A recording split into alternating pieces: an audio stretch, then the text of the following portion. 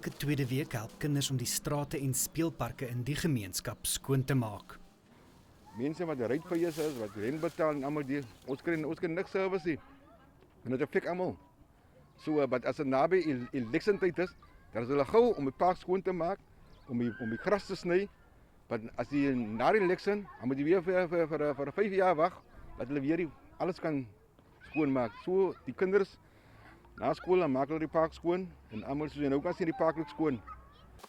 Die gemeenskapsleiers in Bonteheuwel wat die inisiatief begin het, sê hulle is moeg vir swak dienslewering.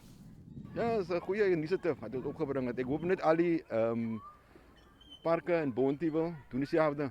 Want ons kan nie wag vir service delivery van die council. Hulle is baie swak. En as hulle wou soek, as hulle gou op service delivery te doen is. Want nou ons doen dit maar self.